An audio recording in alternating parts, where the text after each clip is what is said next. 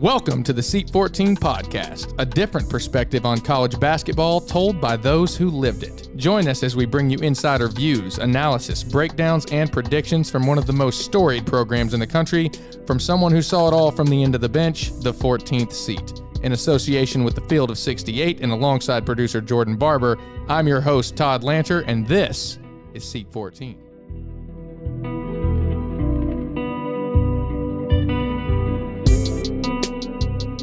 What's up, everybody? Welcome back to Seat 14. Today is Friday, February 18th, 2022. Happy birthday, Todd. Thanks. Your birthday is the day after Valentine's Day. It is. What day is that? What date? February 15th. That's right. What year? I have no idea. Pop quiz, hot shot. You're 30. 31. So see how good your math is. 1990? 91. Close. I'll give you that. All right. As in RD1 spirits. Cheers. I'm shit Thank at math, you very much. by the way. All right. I failed college algebra twice. That's all right. You're good at what you're good at. You know what I mean? Did you take college algebra? I did. It wasn't fun. What'd you get? It wasn't fun. I don't remember, to be honest with you. Sam, do you remember what you got in college algebra? That's it. 201 or 202? We had 202 together. It's probably 201. I would have helped you through 202. You know, I started as a business major. I graduated with, obviously a degree in broadcast journalism, but I started in business and then realized, and then my advisor was like, no, you have to take calculus and stuff. Like, we want you to understand. I was like, oh God, no. Yeah, calculus is a no-go. Yeah. Mathematically, my brain just does not compute. But anyways, Seat 14, basketball, yeah. Here we are. It's a basketball, baby, not accounting. Sam Malone sitting over here. Jonny David's on his way. We're going to have a good segment with those guys. Looking forward to that. It's going to be a blast. So I'm stuck with Jordan for the time being. But we got a couple games to talk about from last week. Yeah, one that I don't want to talk about. Don't want to talk about it. It's that puke orange, you know? I hate them. You know?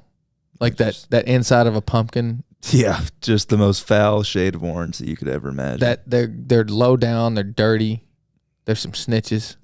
There's some snitches. Have you seen this? Have you seen the video? You might be too young for that video. Have you seen it? I'm not sure. You don't know what video I'm talking about? All right, I will show him that video during the break before we bring the guys on. So Sam Malone. Let's start with Florida. Well, hang on. Sam Malone, teammate of mine, or I guess I was a teammate of his. He was there for a national title. I don't want to hear him talk about it. In 2012 before I got there. And then I joined him for his sophomore through senior year. We got some phenomenal stories I'm sure we're going to talk about. And then Jonny David, who took over our role after we left and was there for 4 seasons. Also some phenomenal stories of his own. Some great teammates all the way down the line. But like you said, we got a great win at home, terrible loss on the road. Terrible. And we're going to have to dive into that. So go ahead. Thoughts? What do you think? You look super pleased to talk about this. I'm just going to ignore the Tennessee game for a moment. Okay, go ahead. What we got with Florida?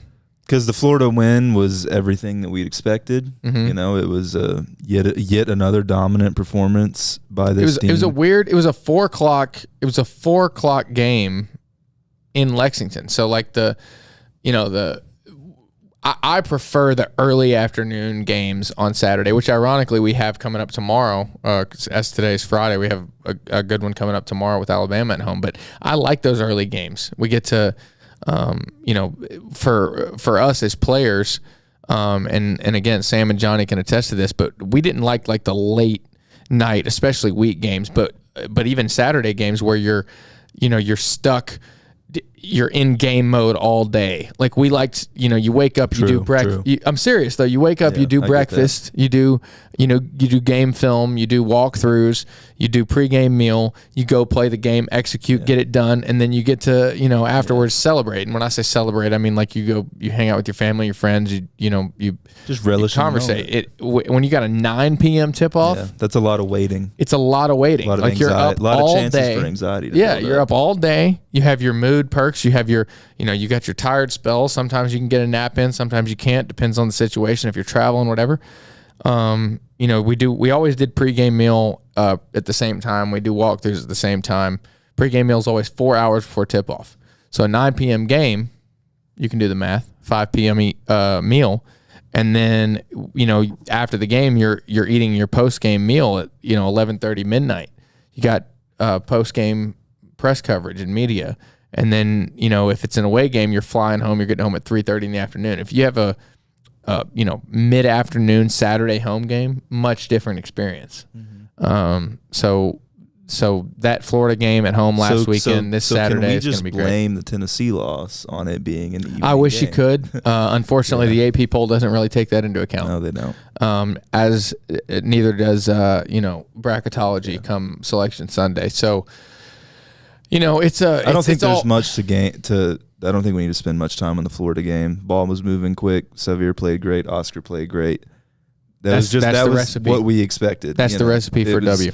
What we have to speak about is what the heck happened in Tennessee. If I had an answer, I'd be getting paid a lot more than I am to do this podcast with your bum ass. But sure enough, here we are, and our job is to try to sit here and articulate it. And unfortunately, when you have a couple guys that are struggling in a similar way in a game, it's tough to overcome. And combine that with the fact that we had, some obvious injuries that we're going to have to figure out how to get past that I'm sure aren't even going to be available this weekend. Getting through those hurdles in a game time situation is tough. It obviously throws a wrench into the game plan, but guys are going to have off nights. It's just not often that multiple guys have off nights on the same night. Yeah, this felt like more than just an off night for a few guys. You're right. This felt like I'm sugarcoating it. Right. You got me. I'm so sugarcoating me as the neutral observer, maybe I don't have to sugarcoat it as much because I was never a part of this program, but it felt different. It felt like we didn't want to win as badly as Tennessee did. A lot has been made about the whole putting 113 on them in Rupp and then wanting revenge out of this game. How much do you buy into that? That it was just that Tennessee wanted it more, and that it's not like a knock against Kentucky because Tennessee was so hungry for revenge. It's a knock against us regardless of their hunger for revenge. I mean, I'm not going to sit here and sugarcoat that. You're right. But at the same time, they, that plays a factor. Like, they're not going to get run out off their home floor, or at least they don't want to. There's a lot of teams that we still would have been able to rout, in their house. This Tennessee team is talented. They're well coached. Again, Rick Barnes' winning record over Cal. He's Cal's kryptonite. Yeah, but I don't want to go that far. But he's a great coach. He knows what he's doing. I think he is an amazing coach. He is, and furthermore, he learns from his mistakes. Yeah. And he analyzed the game film and he broke it down. I promise you, more than anybody else. He did not want to lose that game in Rupp Arena. Yeah, and neither did his play. Oh yeah, go on. I thought you were going to say something else. No, I'm saying he didn't want to lose that game, and he he's going to take the learning opportunities that he can from the way that they performed in that game and try to figure out how to counter it at home. And obviously they did a good job of that. I don't think that it's a 50-point swing like that, that it appeared to be. Like, I mean, we were 30 points better than them here and 20 points worse than them on the road. And that never should be the case. Yeah. But he ate that first punch and he responded well and he prepared them well. And, he should have been telling their players going into this game, like, you owe it to yourself to come out here and prove that you're not 30 points worse than this team. Mm-hmm. And, they're a talented group and, again, well coached, well executed, well prepared. And they showed a little bit more of that this past week, but it's, we're a better team than we showed. And I hate when we underperform. But sometimes, again, and I'm sure we're gonna dive into this in the next segment, but sometimes it's necessary to get, you got to taste that blood a little bit on your lip. Take that punch and taste the blood and realize, like, this isn't something we're comfortable with and respond. And that's a situation that they dealt with as a group when they came to Rupp. And that's a situation that we're going to have to deal with moving forward after taking that beating that we did. Yeah. I'm, of course, okay with the loss as a lesson. This loss felt different though. Just from a fan's perspective. You compare this to the Notre Dame or Auburn or Duke losses, the ball didn't seem to be moving with intent. Guys didn't seem to be grabbing the ball with intent. I just saw a lot of tendencies that I've never really seen from this team that really did concern me. But at the end of the day, it is just one game. I'm probably reading into it way too much. Tennessee really wanted to win. Rick and his players both clearly really wanted to win.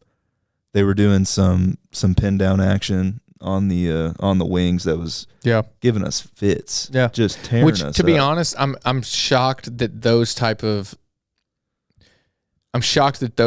actions were able to have the effect on us from a defensive standpoint that they did, because we're better prepared than that. Cal's teams hang their hat on defense at the end of the day. He wins games with defense. I really don't know what it is that caused that lull. I mean, I don't know that it was lack of focus. I don't know. It shouldn't have been lack of preparation. We'd seen these guys before. They knew it, but we knew what they were going to run against us. We just didn't do a particularly phenomenal job of defending it. And we got stagnant on offense. We didn't execute in the ways that we're comfortable and normally able to, hang our hat on, like you said. I mean, Oscar had by far, in my opinion, his worst game of the season. Still 13 and 15. 13 and 15. Yeah, that's crazy. And that's unbelievable. That shows you what, any athlete out there who doesn't understand that you can impact a game outside of the box score. Exactly. Just look at that. That's exactly what I was alluding to. He had 13 and 15 and by far underperformed. And he's had worse stat lines and had a phenomenal game. It's a long it's trying to figure out what's best and how to best execute to give your team the best chance to win. And we just didn't do that all around the board on Saturday. And what was it, Saturday? No, I'm sorry, Tuesday. And that's not something that I want to be dealing with in late February. I mean, I'm okay. I will never complain about a team losing a game because they miss shots. You're going to miss shots. This is the game. That's how it goes. You're going to miss shots. You can shoot a shot a million times. Effort felt lackluster. But the effort wasn't there. And that is not... That's worried. That's not okay. That's a problem. It's a huge issue that needs to be dealt with. I don't know how you deal with it, because this is a team, and that's never been an issue with this team. It hasn't, not with this team. This team has tasted greatness. They've seen and done some phenomenal things so far as a unit. So much effort in that Auburn loss. They missed shots. Sure, you missed shots. You had two players go down.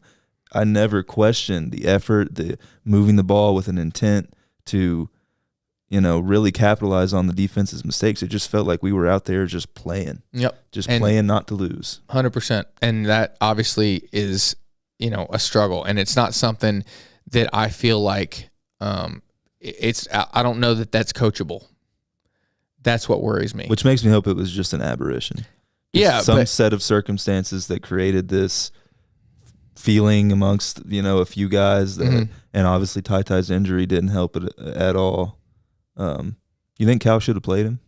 Cal doesn't think he should have. I don't think he should have. But I don't know what he said to him in the locker room. I don't know what Ty said. I don't know what this training staff said. I think that, from what I know about ankle injuries, which is, I have no medical background. I have experience in having twisted ankles, that it's tender for a long time. And, he might have had to sit out 3 more games before he felt 100%. We use the term 100% a little too lackluster. When is anyone truly you're not 100%? Ever. Yeah. Like in college basketball, you're not ever 100%. You're sore, you're tired, your ligaments hurt, you're having to constantly get treatment and hot tub and cold tub and stretching and all that stuff. You're never really 100%. But with a specific injury like that, it's pretty much up to the discretion. Like, how tender is it? Right? If his ligaments are fine, if his ankle's sturdy, how tender is it? If he says he can go and he goes, you answer for it. And I think if he was comfortable performing and he went out there and went with the intent to play, that you can't question that. And mean, I don't hold Cal accountable. I mean, I think if the training staff told me that he was told Cal as the head coach that he's good to go, then, yeah, nobody's fault. Yeah. But dumb loses more than smart wins, which may apply here, it may not. But we didn't come out and do what we've done to win games in the past. Yeah. And I don't know if that's, that they were comfortable and lackadaisical. I don't think it was lack of preparation. So I don't know what to hang that on, but I know that they're going to learn from it, and I expect to see an entirely different team tomorrow morning. I'm sure we will. I'm sick of talking about this. Let's get Johnny and Sam in. Let's get Johnny and Sam in. We're going to take a quick break. We'll be right back. Let me take a second to tell you guys a little bit about our partners over at Bet Rivers Sportsbook. If you haven't signed up with Bet Rivers yet, now's the time because they are offering a $250 match bonus for your first deposit. What sets them apart, though, is that they require just one playthrough to turn your bonus into cash money. With their new Rush Pay instant approval, withdrawing your winnings is safer, more secure, and more reliable. With basketball season tipping off, get in on the action by going to betrivers.com today or by downloading the Bet Rivers iOS app. Must be 21 years or older. Gambling problem? Call 1-800-GAMBLER. That's 1-800-GAMBLER.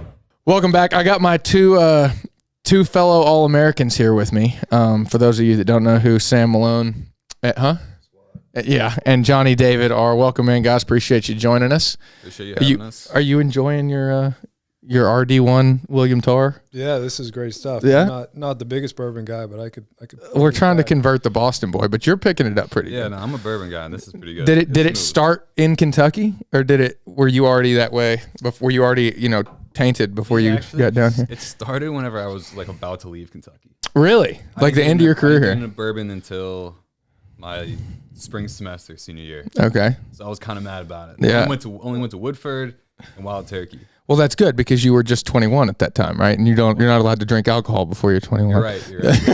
That's why I got into it. Yeah, exactly. Yeah. When were you? Yours were what? 2016 or fall of 15? 19.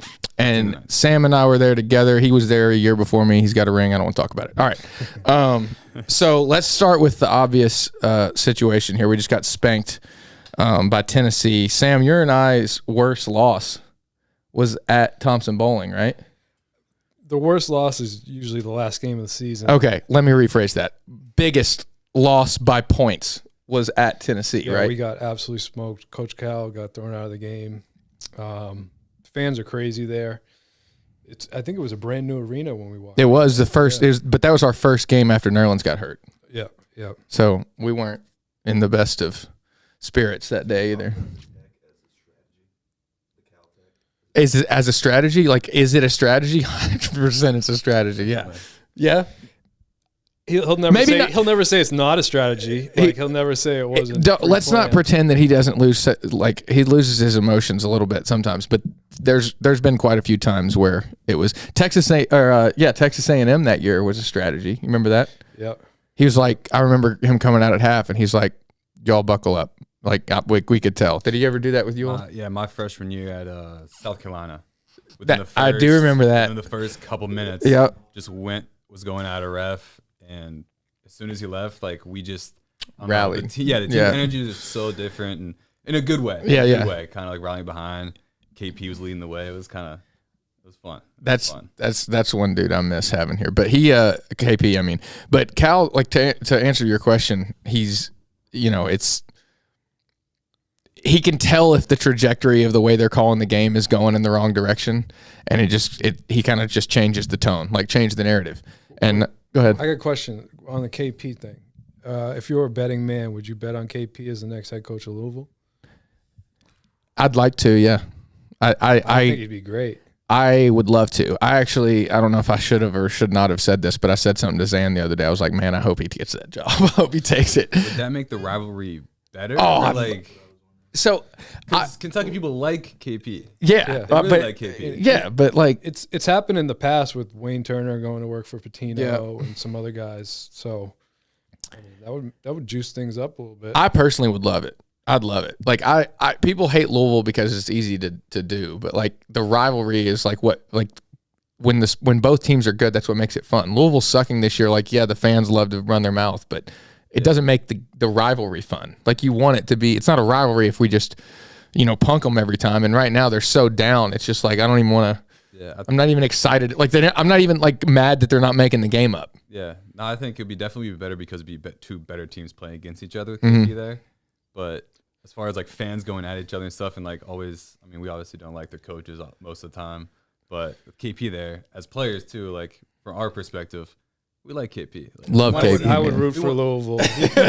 Yeah, but I want to see him do good, but not against like UK. And to your point about I think there's some fans that like they want Louisville to lose every single game by 50.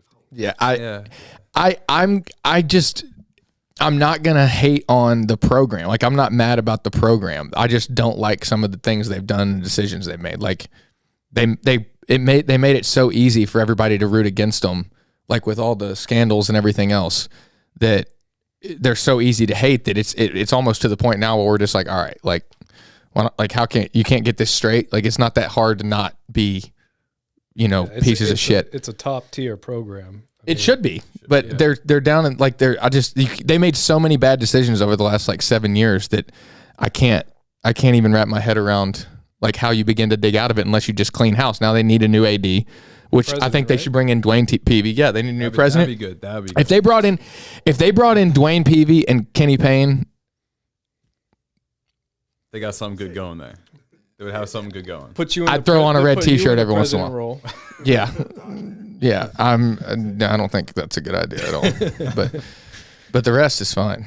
I know you were going to a point. You usually try to, at least. Sometimes you talk in circles. But what's your question? I don't want to hear you say that. Swing him that. Ask your question.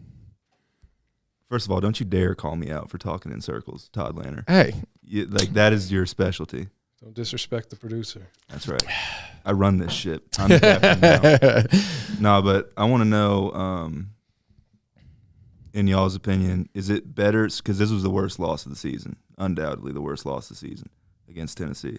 So is it better to get that later in the year when you've got all the momentum on your side, or like kind of as a wake-up call, or would you prefer to have that earlier, later? The worst loss of the season in regard to what? Because Tennessee's a better team than like Notre Dame is. I mean, yeah, but I mean they weren't even competing. That's true. That's true. And we're probably we lost. We had injuries. We lost. Not that I'm saying that's why we lost, but now we're a little tainted going into tomorrow. I don't know why I used that word twice already. But going into tomorrow, we're at least down 2 guys on top of the bad mojo we had coming out of that game. So what's your opinion? Go ahead. I was gonna say, who's out? I haven't Ty's out. Jacob is out, right? I didn't know a lot about, like, I saw the injury, I saw that, like, I mean, as like a PT, seeing what happened. They need a good physical therapist. I was gonna say, seeing like what happened and then him coming back, like I was really happy for him, but I just like, obviously I haven't heard anything from in-house or anything, but I just didn't like his facial expression when he got off the bench. Like when he got off, he was sitting on the bench. You can tell from his face that he just was not happy. He sat on the bench like, I mean. Like he looked like he was contemplating a lot of things. He was like the weight of the world was on his shoulders in that moment. Yeah. Yeah. When you like. Let's compare that to your season-ending injury. How did you, when you knew you couldn't help your team anymore? I'm just kidding. No, but to that point, my freshman year, I had gotten hurt, which had nothing to do with this. But we lost the last game, I think the SEC tournament. To Vandy. To Vandy, and ended up winning the national championship. And nobody remembers that game. You know what I mean? Like the Vandy SEC game. Championship Vandy game. People remember the Indiana game because it was so crazy. But you take a loss like this, we end up winning a national championship. No one's going to remember the Tennessee game. Yeah. Nobody. I bet if you polled like the SEC fan base as a whole after the 2015 season, that they would think Wisconsin won the title, not Duke. Yeah. I bet they would. After they beat us. I bet they would. People remember that game more. I don't even remember who Duke played in that game, to be honest. In the Final Four game? Me either. I don't remember who it was either. Do you? Wasn't it Wisconsin? No, we played Wisconsin. Yeah, and Wisconsin beat us. Wisconsin beat us, then who did Duke play to get to the game, championship? I don't know. I don't remember. Yeah. Was it Michigan State? No, that was the year before. Michigan State was in the Final Four the year before. Because that's the year you won the academic award. Yeah. I remember Izzo was up there when that happened. I don't remember who the other team was. You going to look it up? How pathetic is that? That's bad. But to that point, we were in the Final Four, and I can't tell you who the other team was. I guarantee you, I bet most of the SEC fan base would think that Wisconsin won that title. And that's when Grayson Allen made his coming out party, which makes me even more sick to my stomach. Still don't like that kid to this day. Quality NBA player. He's quality somewhat, but he still does his same old Grayson Allen things. Yeah, he does. That's why I can't get behind him. He's I don't know. But doesn't have his head on straight. Go ahead. While he's looking that up, going back to injuries, for our situations, how do injuries affect you guys in practice? Because there was many times when I was there that we were kind of short. Yeah. And someone would get hurt. The next thing you know how we'd always have to fill in any spot. I'd be guarding, like, I'm my senior year. Like, I was going against Reed Travis. Yep. Dude's a tank. First off, to preface this, we had a season-ending injury on all of my teams. I don't remember if you had one your freshman year besides you. No. But we had Nerlens Noel in 2014, who was out for the year with ACL. We had Alex Poitras in 2014, who was out for the year with an ACL. And then we had Willie in 2015. No, backwards, sorry. 2014, Willie got hurt in March Madness against Louisville, I think it was, with an ankle. And then AP got hurt in 2015 in like December. Got to Kentucky. Yeah, so he was out that year. So I had to play all 5 positions in practice. I had to guard everyone. Like some practices you'd be doing absolutely nothing. Yeah. For even like months straight. And then all of a sudden you're just thrown into the fire. Remember that one practice in 2014 where it was like me, Todd, Kyle Wilcher, JP, and B Long, and Hoodie, Hoodie. All-star lineup. And that's right. We just never just go straight up 5-on-5 in practice. And for some reason, we just went 5-on-5, and we were up like 12-2. And then Cal's like, "Get on the line." Yeah. Everyone sprint. One thing we learned that I'm sure you can attest to is every time we had a phenomenal practice sucked. Oh, yeah. Like, if we were playing well, it was bad. It was bad overall. Did you find it? No. I don't have Wi-Fi. Okay. Going back to that, practices were always, you never, like you said, you never knew. You can be guarding a 5, you can guard the 1. I remember one practice, Quade Green went out for a couple of days. I was going up against Shea Gilgeous-Alexander. Yep. And there was to a point where I was like, dude, he's so lengthy. Like, just so lengthy. There was one point I told him, I was like, dude, I know you can steal the ball from me if I'm bringing it up against you, but just for the sake of practice, let's just keep it going. Let me bring it up, get the offense going. Let me get it started, get at least one pass off, and then you'll be good. Who was the most talented guy that you played with? Most talented? Yeah, like who's the best? That's what comes to mind right away is, I mean, there's obviously crazy talent, but the most like naturally gifted just scorers have to be Jamal Murray and Malik Monk. Like they were just they make shots when you think that you were playing perfect defense, and that's the shot that they wanted to take. Malik's carved out a pretty damn good role for himself. I couldn't be happier for him. He found a great spot. I've always said this, and I use Rondo as a perfect example. And obviously you probably grew up watching him with that Boston team, but he found the perfect opportunity with the perfect roster that he was able to step into a role that utilized his skill set exactly how it needed to be used. Right? He was an assist guy, couldn't shoot, but you put Paul Pierce, Kevin Garnett, Ray Allen around him. I mean, he created a fearless mentality, which Malik has too. That's the one thing about Malik. He's not afraid to take that shot. Will never be afraid to take that. Yeah, he's carved. I mean, what he's doing in LA now is, he's beating Iggy Azalea, right? Yeah. I did see that the other day too. But he's as a curse or what? That's true. I didn't think about that. Oh. By the way, it was Michigan State in 2015, but I was wrong because I was thinking you won that award in 2015, which is why I was thinking, because I remember Izzo being up there with you. But do you know who the fourth team was in 2014 with us? We lost to UConn in the title game after beating Wisconsin. Do you remember who UConn beat to get there? Could it be Michigan? Florida. Oh yeah, Florida. Patrick Young. Yep. He was a beast. That was a good team. Yep. That was a good team.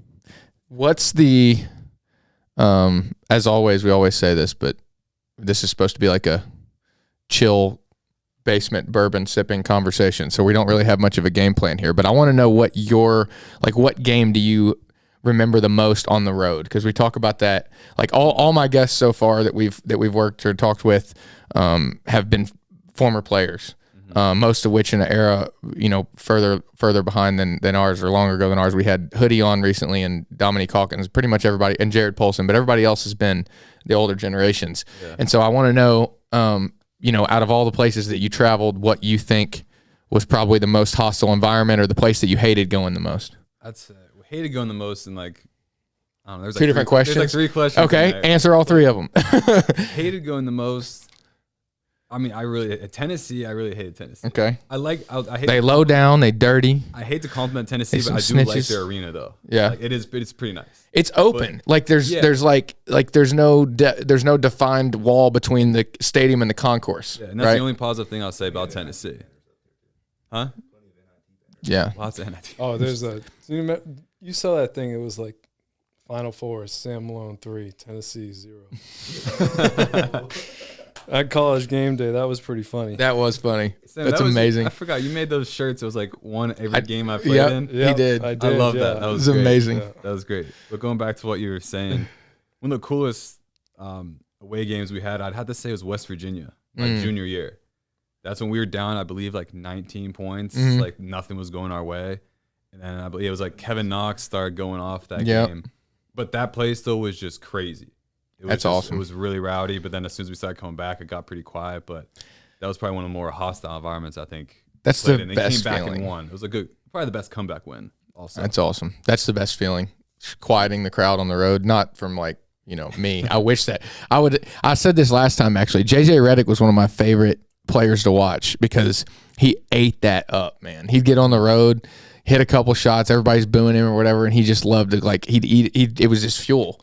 And that's how, had I been that good and been an all-star, able to be in those situations or whatever, I would feed off of that.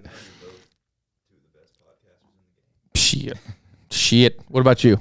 Best. I have to imagine the Indiana game was nuts. I had 2 of my cousins come on my tickets who live in Chicago, and they were up in the rafters for that game. And after that game, they ended up attending University of Indiana because of the experience. Really? Wow. Yeah. So that was one of the most memorable games, win or loss. And then Arkansas on the road, somebody DM'd my sister and said, "I'm a friend of Sam's. Can I get his phone number?" So they get my phone number, and then wait, who was this? So some random. Wait, person, but what school? Arkansas. Okay, Go ahead. DMs my sister and says, "I'm a friend of Sam's. I don't have his number anymore. Can I get his number?" So my sister gives him this number. The night before the game, I'm getting all these weird texts like, "Can I buy your bicycle? Can I buy your bicycle?" I remember this. It's your Craigslist ad for your bicycle. And then I get a text. I'm like, "That's weird." And then I get a text later that says, mentioned somebody who was a friend of Willie's and said, "Hey, this is so-and-so. Can I have Willie's number?" I remember this. I had no idea this was going on. So I'm like, sure. Here you go. We get to the game the next day, and there's a pamphlet going around the whole student section with my number on it and Willie's number. And Willie had 300 voicemails after the game, had to change his number. My phone was getting blown up.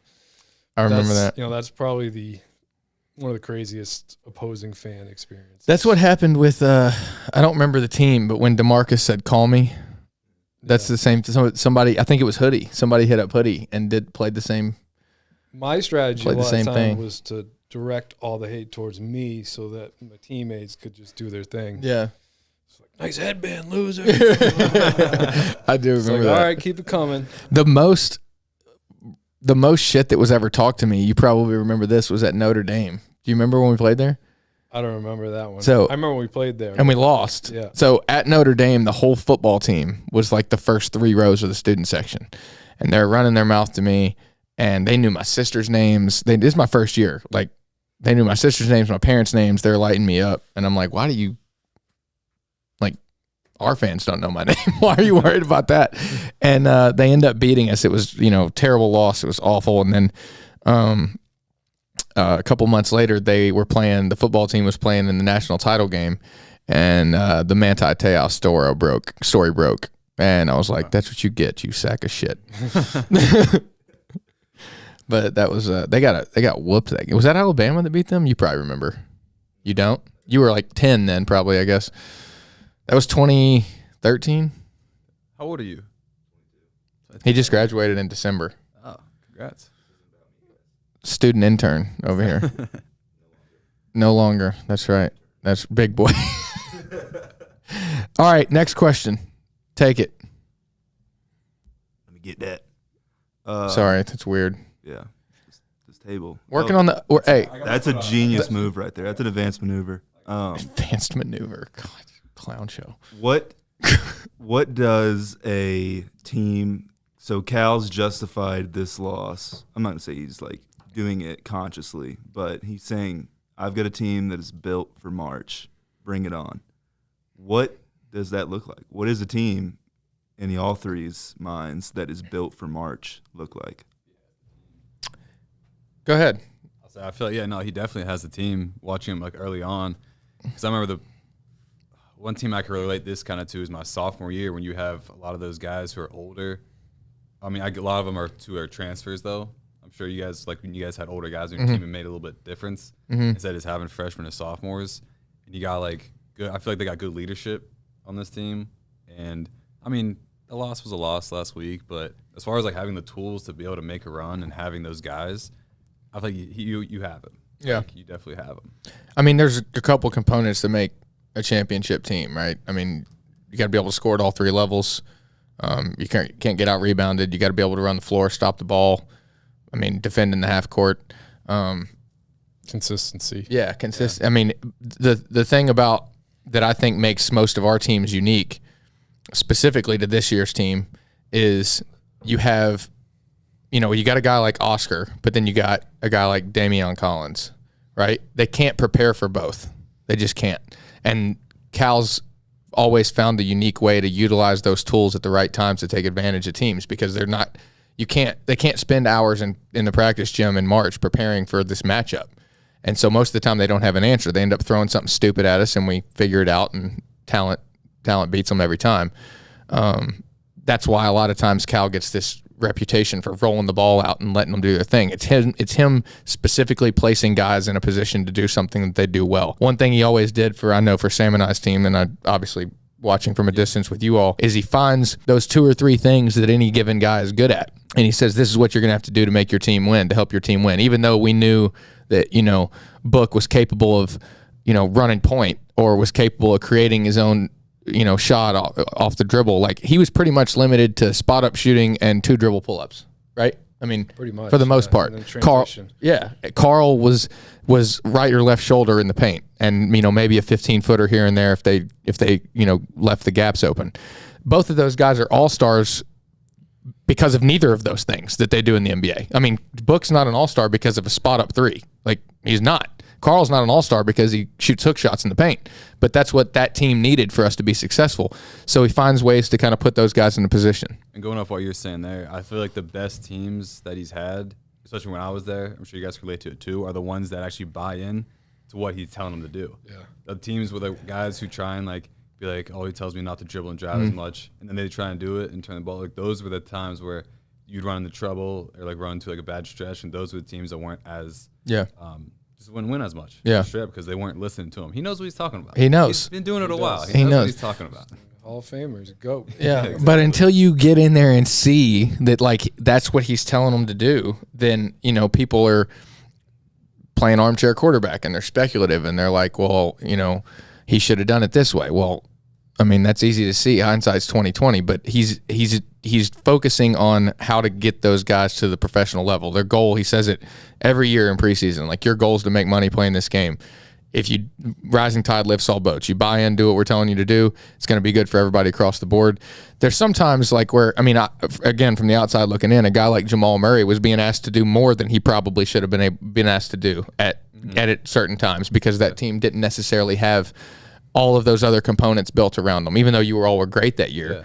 A lot of guard play that. There was a lot of it stayed in his hands most of the time. Yeah. Whereas now, I think with this offense, with this roster, especially now with Ty hurt, I think Kellen Grady's going to have to handle the ball a lot on the wings and come off a lot of dribble drives, run a lot of the 2 and 3 circle actions and things like that. That team specifically with you all probably didn't utilize that as much. But that's the thing is he'll put in all these offenses at the beginning of the year, and then he'll test it. And when he finds something that guys are able to exceed at and look good doing, then that's kind of the way that things start to veer. And with our teams, you know, I can speak firsthand. That's how it goes. He put all this stuff in. We found a few things that worked, and that's the direction we went. And then everything else just kind of went to the wayside until we needed it. And every once in a while he'd throw a curveball, but for the most part. Yeah. And as far as this team goes, I think Keon Brooks, to me, is kind of the X factor, being like a veteran with the team. Mm-hmm. Guys definitely go as he goes. When he went off against Kansas, they were hands down the best team in the country that night. And he's long, he can shoot, and he was a no-show against Tennessee. Mm-hmm. So I think a lot goes by him. 100%. We have a unique situation this year. We've talked about this to no end on here, but since you all are sitting here, we got the veterans, so-called veterans, which Keon's a junior, right? Yep. Yeah. So we got junior with Keon, junior with Jacob Davion or Davion Mintz. Is he a senior? Yeah, he's 24. Oh God, jeez. Okay, sorry. So point is, 2 guys that are vets in this program under Cal that have been here for several years or a couple years, and then you got Oscar, who came in from West Virginia, who's a vet. Severe, who came in from Georgia, who's a vet and played in the SEC, and Kellen, who's a 2,000-point guy at Davidson, that's a vet. So 3 of them coming from different programs across the country. 2 of them who've played under Cal and know how he likes to coach and like what he means when he says a certain thing. So you have that locker room presence. And one thing that I think it's been a huge help for is like Ty. Ty is able to go out and get 17 and 17, and almost nobody even notices. Yeah. Like he's flying under the radar in a good way. Like he's able to get credit where credit's due when he's performing well, but he doesn't have to go out and feel like he's got the weight of the world on his shoulders to live up to that pressure as a freshman.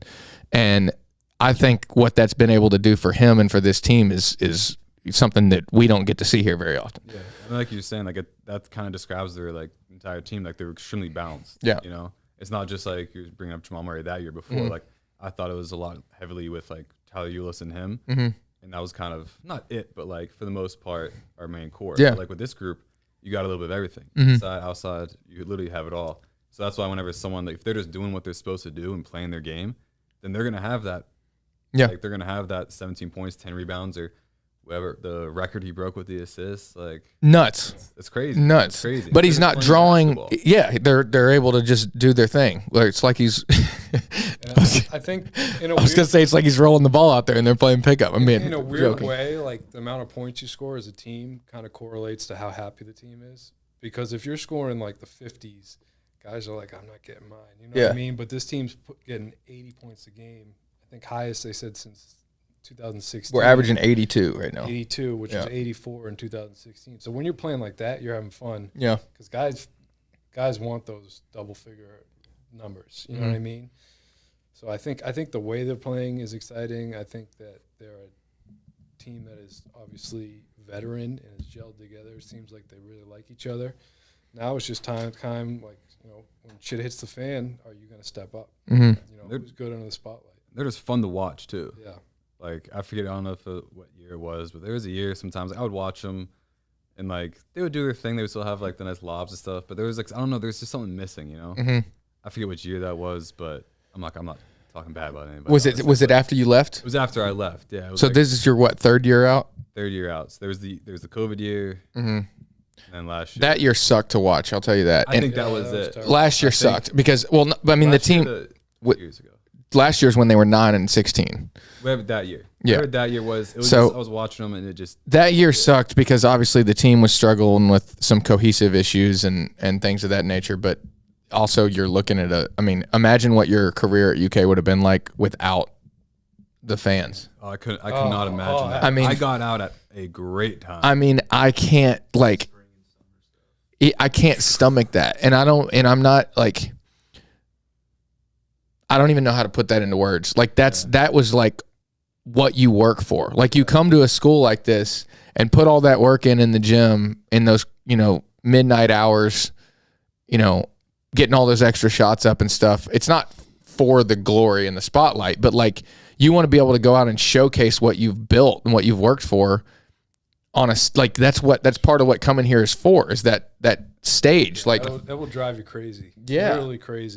I can't, I felt so bad for that team. Year, like Riley Welch's senior year. Yep. That's tough. It makes me sick because there's nothing they could do about it, but that's what we work all year for. That's what you work for. All year for that SEC tournament. Yeah. And going somewhere for the NCAA tournament. It's almost worse, like you said, the year before, because there was no issue all year, and then COVID hits the SEC tournament, and they're like, "You're done." Yeah, because I remember I was supposed to go to that. Me too. And then I just texted before it was canceled. I just texted someone on the staff, and I was like, I just kind of put it kind of wide open. I was like, should I cancel my flight? Yeah. And that's just kind of what I left it at. I was like, I'm supposed to come. Should I cancel my flight? And they were just like, cancel your flight. Yeah. So at that point, that was then that night was whenever everything got canceled, Yeah. like NBA, all that. And they went and played pickup. I felt so bad. Like, that's what you work for. Like, those, I'm sure you guys can relate, especially in Nashville. Mm-hmm. Those games are sometimes, they could be more wild than Rupp sometimes. Oh, yeah.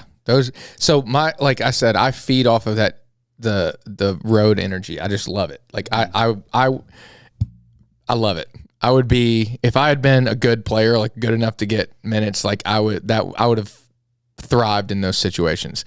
And at the SEC tournament, every single fan in that arena that's not wearing blue wants you to lose. Mm-hmm. And granted, in Nashville, 75% of those fans are in blue, but everybody else is cohesively cheering against you. Tennessee fans, Florida fans, Auburn fans, all the way down the line are cheering against you. And to go out and be able to perform in that environment in a tournament situation, there's, like you said, there's nothing like it. And that kind of, I love that that's like the precedent that we lead into, Selection Sunday and preparing for what playoff basketball looks like after that. And I think without that environment, without that SEC tournament, like March Madness wouldn't be what it is. I think that part, like that little weekend, kind of sets the tone for what the next couple weeks are supposed to be. And you really, like, Sam and I had, well, you did too, where you traveled for summer ball because we went to the Bahamas. Bahamas, yeah. So that, you spend a week with your teammates, then you hang out anyway during the year, but you're playing video games and you're going swimming and you're doing water slides and you're being kids with your teammates, and you get to know them in that way. And then you're back in that environment again when you're on the road for the tournament for 5 or 6 days. You're in a hotel room and you're renting movies and you're playing cards and you're playing video games. And the only thing that matters is winning. Like you do this and then you win and then you do it again. And it like kind of that mindset of the SEC tournament for me at least it's kind of set the tone for going into March. And I always thought that was, that's the turning point. And I know that sounds silly because it's like the last leg of the season, but like that's where you get focused. And it's just that's a cool experience to get through that you can't really describe. I'm trying to describe it. I can't describe it. It's the most fun part. Yeah. As a team, as like you're gonna go random places. I know we went to Nashville and we went to St. Louis for an SEC that was weird. Also, I heard it's in Tampa this year. It's in Tampa. Oh, I'm going. I'm going down there too. You need to come down there. Yeah, I might have to go to that. Yeah, we need to do that. Cool. That's a pretty cool spot. I would not expect it to be there. It's gonna be good. Those times were some of the best times as like a cohesive unit as a team. Like I remember my year, one of my favorite years was my sophomore year. We stayed up to like 3 a.m. some days, and we had a group on playing GTA. Yep. And we would just play that like all night, and it was just such a like. That's how the team gets like closer. That's right. Bonds better, and then you go out and play, and you can see it kind of correlate into that as well. All right, we're back. Johnny's got to refill his drink. I don't even remember where we left off. Oh, Caesar butted in. Yeah. Okay. All right. How's he? What? So he said, who does he got tomorrow? Vermont. Yeah, he's got Vermont. He's like one of the, for his age, he's rising up there as a top assistant for UMBC. So he's doing really well. I got to see him firsthand when he played Pitt this year. They won, by the way, too, so it was good. It was a good win for them. I mean, Pitt they got a good win against UNC the other day. But, yeah. They beat UNC? Yeah. Oh, I didn't see that. They were up only reason I put the game on was only reason I put the game on is because they were up like 20 or something. I was like, all right, let's see if there's gonna be a comeback. It was at in Chapel Hill as well. Yeah. So, but seeing Caesar there, it was good. I'm happy. It's awesome. Yeah, he's a good dude, man. Especially being a Boston boy. Yeah. Those dudes don't normally turn out so hot. All right, so the pool house. Oh my God, Jordan wouldn't know what to do with himself at the pool house. we were talking. Johnny might not either. Go ahead. Sorry. Leave me out of this. Hang on. What's the pool house, Sam? All right. So Tell us about the pool house. after I graduated from UK, Hang on. He's a huge Boston guy. Okay. Big time Celtics guy. After I graduated from UK, moved to Philly for 1 year, then moved back to Boston. I'm living in Boston, met up with a bunch of my buddies, and we decided to rent this old house in South Boston, about 5 minutes from downtown, that had a gigantic pool in the basement. It was a rundown house. The only cool thing about it was it had a pool, and it got to be known infamously as the pool house. And Todd came and visited one time, and we used to throw these pool parties from like 3 a.m. to 5 a.m. I lost a good 3 years of my life on that trip. The start time was 3 a.m. Start time was 3 a.m. So we'd be at the bar, and the whole bar, the whole club would just go back to the pool house, and it was like the frat life I never got in college. And Sam, Sam and I are, we'll bullshit, but I did not expect to walk into the situation I walked into. So first off, I still have a scar on my back from an incident that occurred that night. I managed to stab myself with an LED bulb on a screen. Do you remember that? Watch out for those. I knocked out the screen at the. Yeah. So not. Can I name drop? Yeah. Okay. Yeah. So not to be the name dropper guy, but we were with Gronks Brothers that night, like him and his brothers, which, by the way, I think the coolest thing in the world was that they were drinking at the bar out of shaker bottles, like Gronk Fitness shaker bottles, like elite move, like hand the shaker bottle to the bartender to mix their drink in, elite. So I am at some point on this stage and fell backwards and hit the LED screen and stabbed my back at the club and knocked the screen out. And you don't realize, no, they were all like, what's going on? You don't realize though how much light is blasted into the room at a nightclub by the LED screen behind the DJ until you manage to knock it out. And it was quite the experience. So anyway, we go back to the pool house that night. It was a blast. Are you recording what I'm saying? It was a blast. But I learned real quick that he was not bullshitting about this place. But there's legit a full pool in the basement of this place. Yeah, they knocked it down now. But you could jump off the railing. You could jump off the balcony. We had Loud Luxury's DJ come and perform there. We were on the radio one time talking about it. It was cool. We'll drop a picture in the video. We'll have the place is gone now, they literally destroyed the place. Yeah. Why? Because awesome. It was they were trying to get a permit to rebuild it into multi-million-dollar apartments, but it was just this frat house looking thing with a pool in it. And the neighbors they were like, you can't tear this down because this is a historical thing and we don't want big condos going up in the neighborhood. So they basically rented it to the craziest partiers they knew so that the neighbors would finally be like, okay, tear it down and build these condos.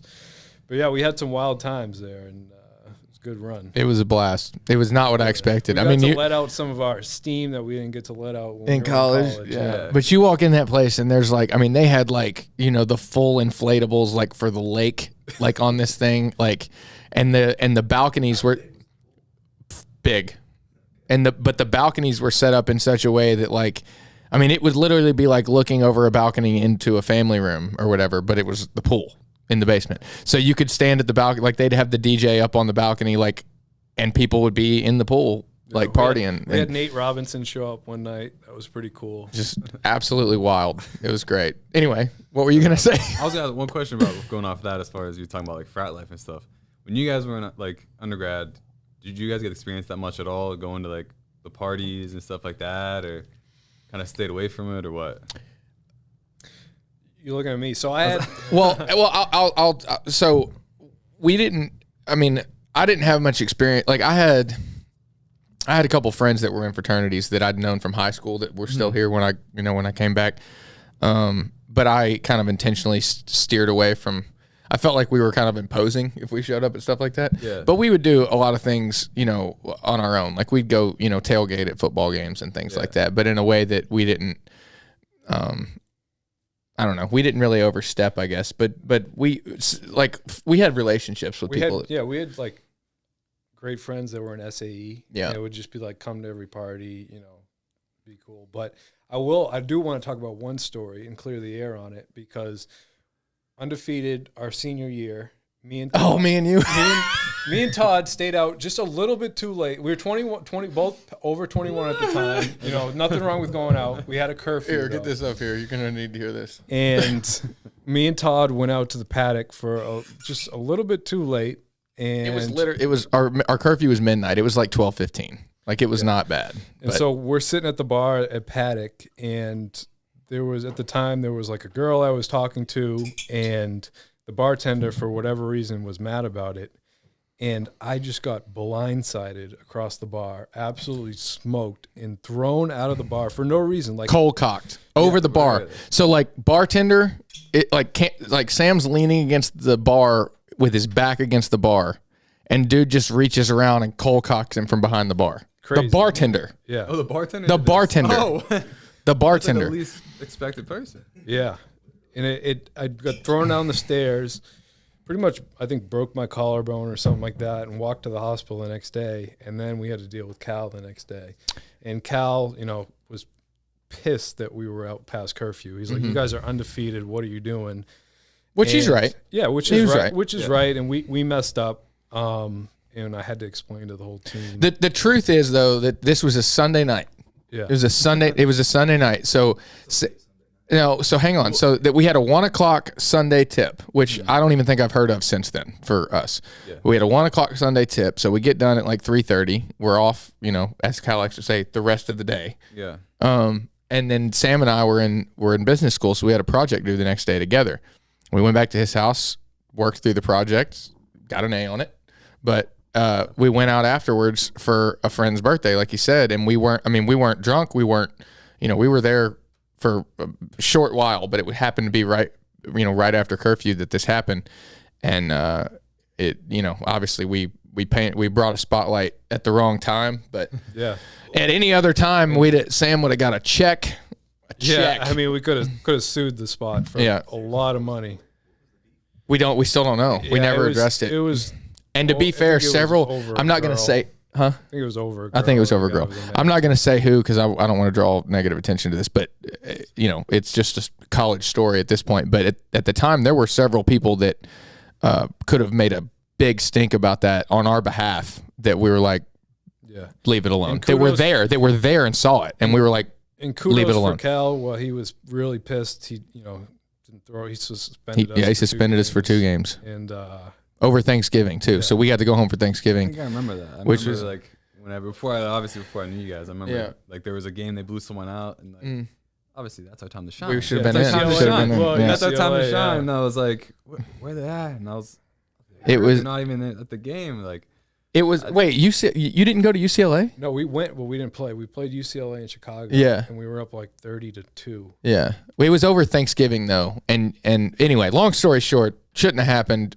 Bad situation, bad timing, but completely innocent on his part. And what pissed me off is when the suspension happened and we weren't dressed for the game, like whatever the local paper said that we broke team rules, which we did by being out past midnight. But the point is we were completely innocent. And it sucked, but I'm glad you brought that up. I finally have the time to clear the air. Yeah, you want to? I mean, it was like the morning after was like the scariest time of my life. Oh, it was bad. We went into the meeting room and I had to stand in front of everyone while they're undefeated and be like, "Yeah, this is what happened," and blah blah. But I'm sitting there, I'm like, he has no reason not to kick me off the team. Like, he has no reason to just be like, you're bringing bad attention. And, he pulled me aside. I know he did to you afterwards, but he pulled me in his office afterwards and he was like, look, I got to count on you more than that. And he's right. So that was always one of my greatest fears. It was a bad situation because I mean, like it could have, but here's the thing though. Both of us lived off campus. I was just about to ask you that because the best move I've done was when I went and talked to Cal after like my freshman, sophomore year. like living in the dorms and Yep. stuff. And I was like, I mean, I was a good kid, you know. Same. Like, I was like, I'm not getting in any trouble. Like, We were. also, you ahead. save a lot more money. Yeah. Not living in housing and Yeah. stuff. So you let me do that, and that was probably the best decision. It was by far for me as well. We were so just so you understand, because we were walk-ons, at least for a portion, you it's not paid for, right? So to live in the dorm, and the dorms are expensive, and so after we'd proven that we could be we were all three, I guess you were too, academic honor roll. All SEC academic honor roll. All of us were taking care of our grades, no issues, no blemishes.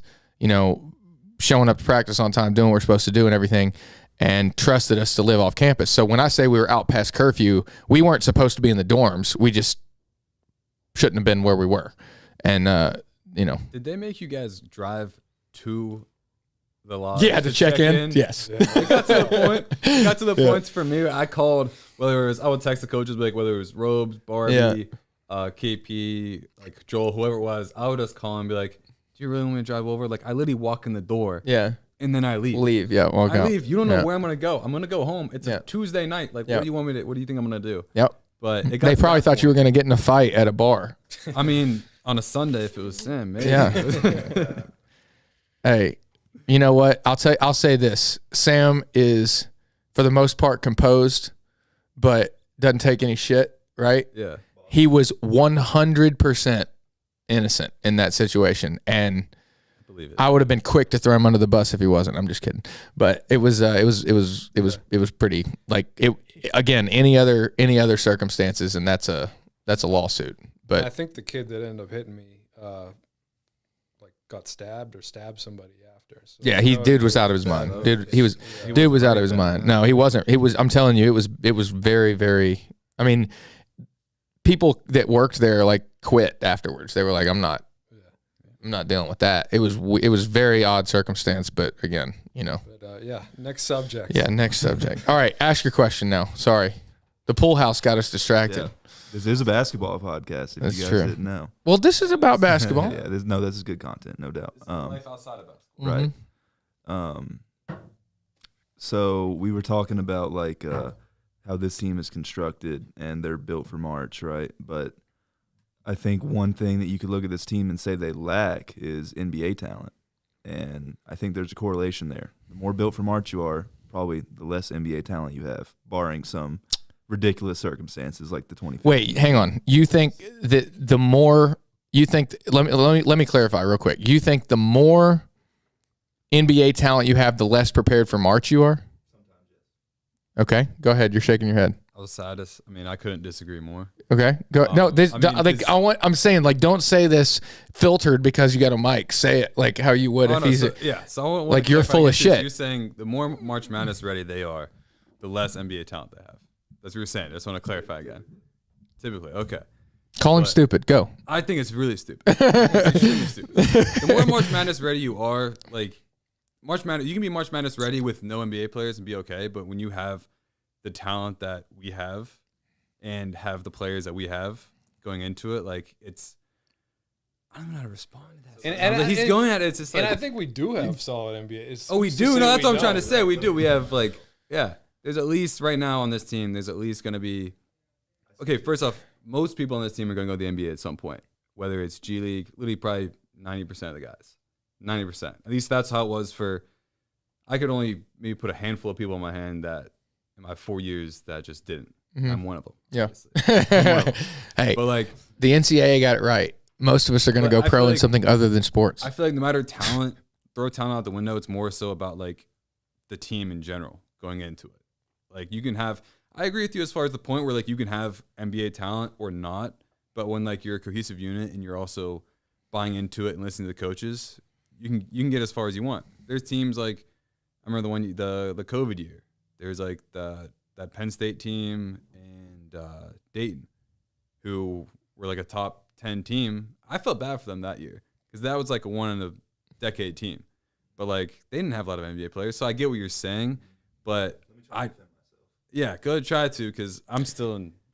Well, so I assume you're going to take it somewhere. Like, go ahead. I'm going somewhere. Okay, with go it. ahead. I promise I am. All right. Because when I look at this team, the top contributors we have: Xavier Wheeler, Definitely not an NBA player, right? We can all agree on that. Probably Yeah, won't. he's not. Probably won't end up. He's in not the an league. NBA player. No. Right. Oscar.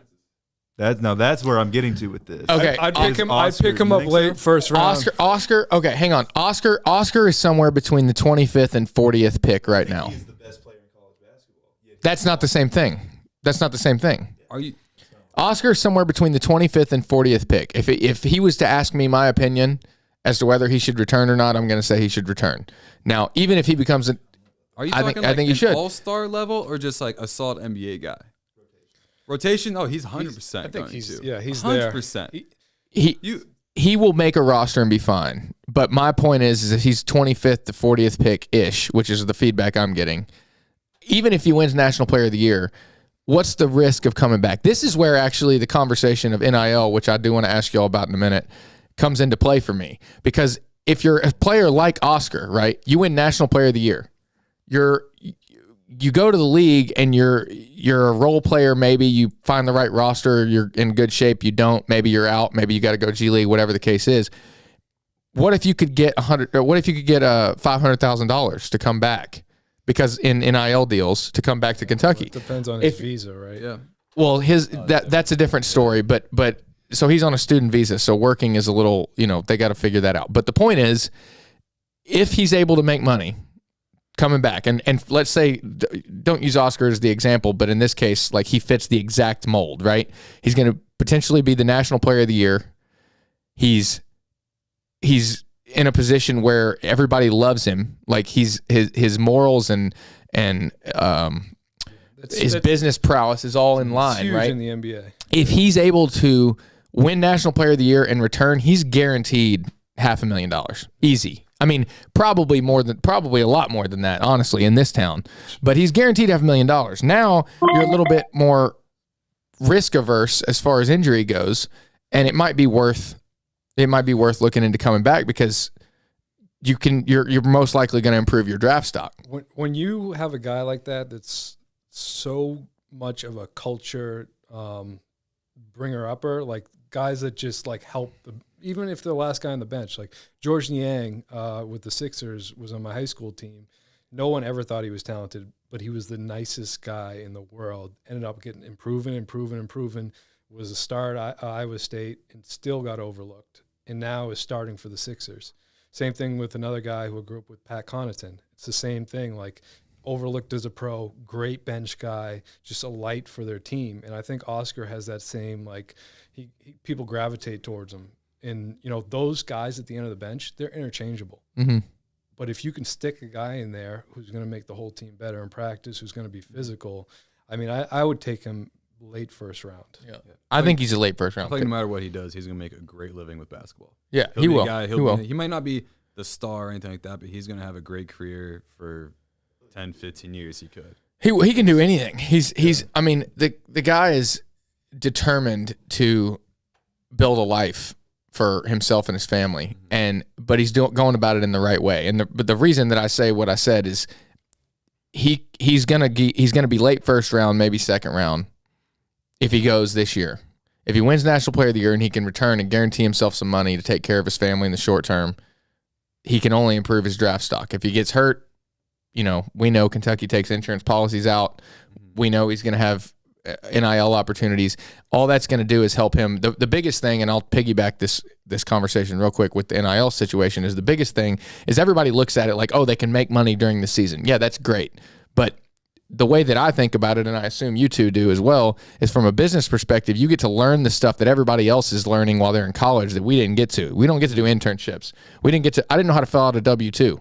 Legitimately. Didn't know whether to claim 1 or 0 on my taxes when I first got out of school. I never had a job. I couldn't. It was illegal. Couldn't do anything. Yeah. I even had a summer job working for a moving company, Wildcat Moving here in town, and got suspended because I had a job in the summer. Yeah, that's I'm crazy. related. They put my picture on the website, and they weren't apparently, and I didn't get paid for that, but they said that was marketing for their company. So I got suspended. Wow. And file that lawsuit, Tods. Yeah, that's right.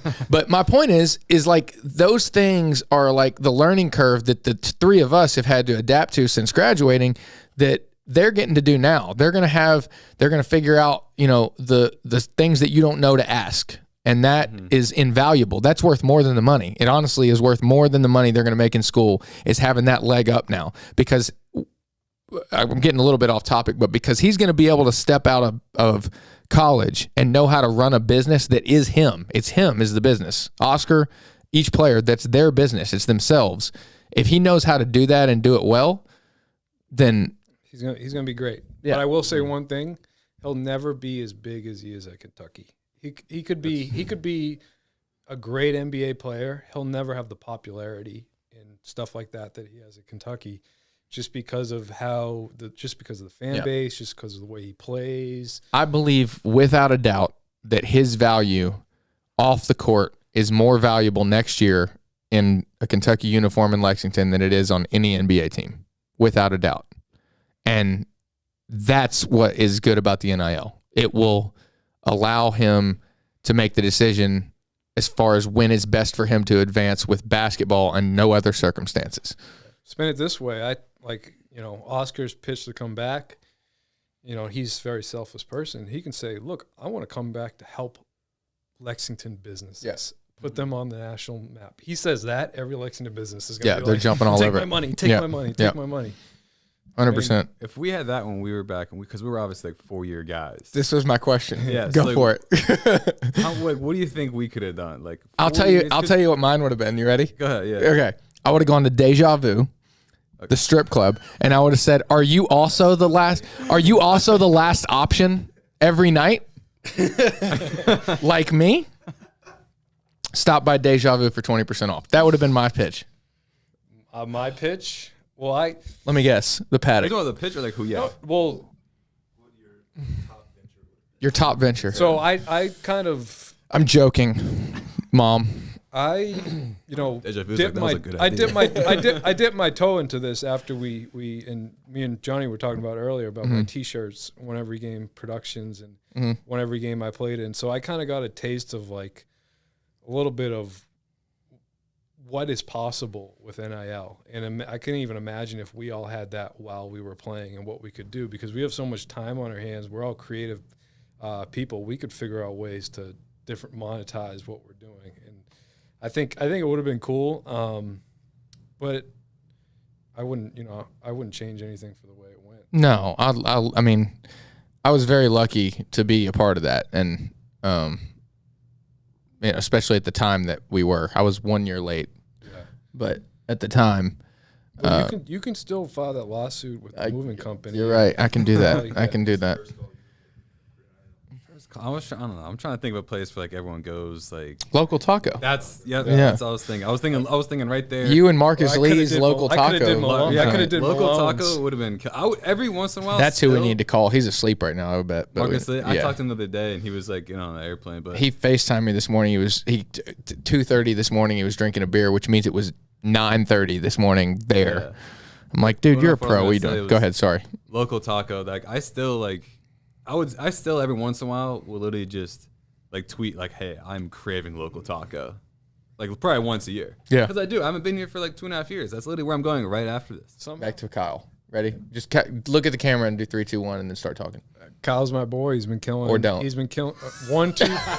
He needs to see so he can match it with the audio. Okay. So go like this and then start talking. Leave that in there. Leave that in there. It's all right. Leave that in there. Go ahead. Yeah. So, story about Kyle. Kyle left to Gonzaga, came back and did an autograph signing and made like $20,000 signing autographs after he had left Big Blue Nation. Fans love him, man. Came back. He's Kyle Wiltshire. He's the man. Yeah, he's the I man. talked to him about 2 days ago. He FaceTimed me. He's killing it out in Spain and got a little girl now. Yeah, he's a bucket. Yeah, he's a bucket. I'll say this, in my entire time at UK, the diamond drill, Yeah. He scored. So the diamond drill for you and the listeners is 4-on-4, and it's that's it. It's 4-on-4, and it's basically the 4 defenders have to stop the offense from scoring for a full shot clock.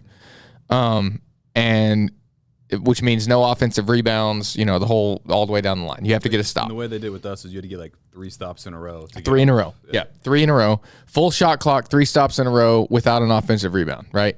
So perfect defense in 4-on-4 in the half court, which is tough. Kyle Wilcher, like, legitimately scored more points in that drill than I've ever seen. Like, against, some pretty top tier talent. And was he not the most efficient?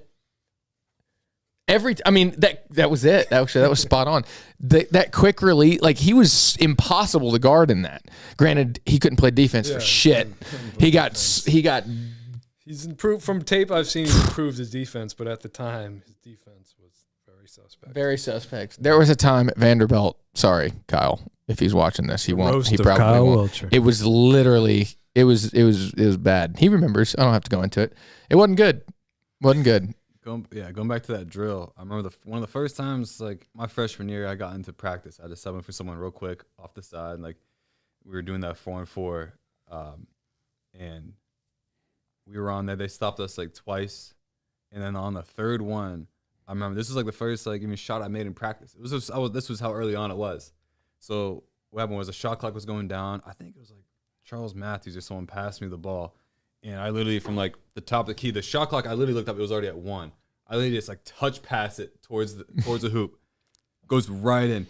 I remember seeing Tyler Ulis was so pissed because he's like, they've been out there for so long because they were doing it before I even got in. Like I said, and he was so if pissed. you have He a good like, practice, he was like, it's what if you have a good practice, it sucks for everybody else. oh, exactly.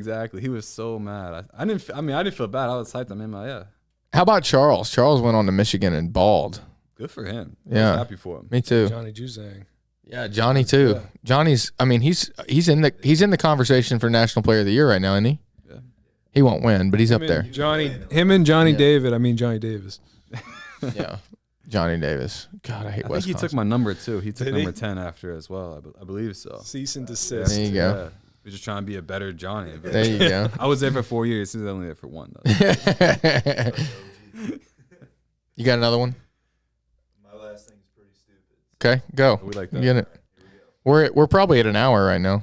Yeah, we've been rambling quite a bit, but this is the real hard-hitting journalistic questions here. So it's not even a question, actually. This is my totally unbiased list of, since Johnny's here, the top 5 athletes with 2 first names. Oh, okay. I kind of like this, actually. Number 1. Remember, totally unbiased. Wait, of all across all the board. Athletes okay. Ever. Did you include 1. table tennis? Yes. Okay. Number 1, again, totally unbiased. Tom Brady. And actually, he is the rare quadruple first name. Thomas Patrick, Edward Patrick Brady. Are you really? Okay, well, that's a triple. My first name's That's Samuel. a triple. That's a triple, Johnny. That's a triple, though. He's a quad. Oh, he's quad. He's quad. Thomas Edward Patrick Brady. Yeah, it's all right. Number 2. Did you know his middle 2 names? Yes, of course I did. Oh, yeah, okay. I didn't know that. Get with the program, Todd. Number 2, Jonny David. What's your middle name? Johnny Samuel David. We got So a quad, a trip. Oh, we he's do. Sammy We too. do have 3 Samuels. 3 Sammys. I didn't know you were. He's obviously Samuel. Triple Sammy. All right. Go ahead. Who's 3? 3, Michael Jordan. It's fair, I guess. 4, Chris Paul. All right. And 5, this is a tie for 5, both Josh Allens. That's my piece. It's actually quite thoughtful of you to put that kind of time and effort into this. How long did that take you? I did it in the truck as you guys were.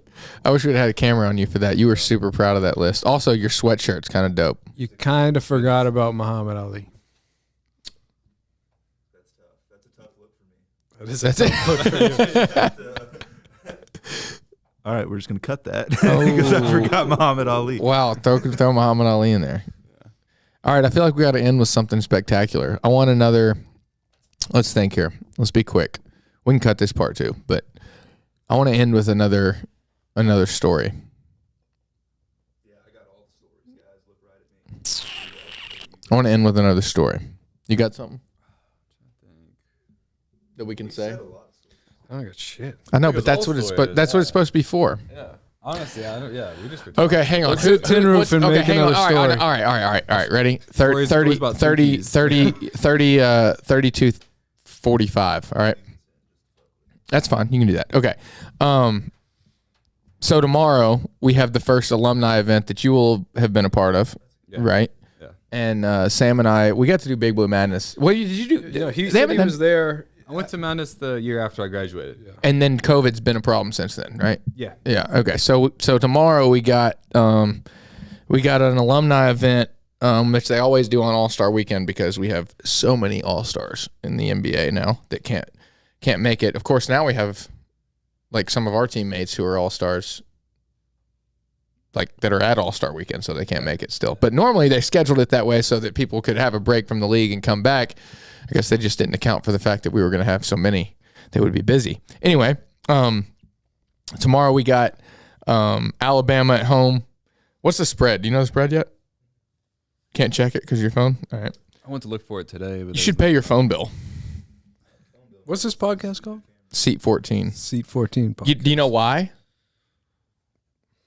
You're the 14th seed. You were riding the bus. Because there's 13 scholarships.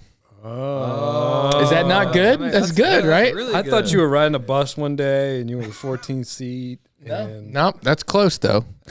No, it's because there's 13 scholarships. I thought that was pretty good, and it's not, and it doesn't limit it to Kentucky. So hopefully, if it actually works, we can do other schools too.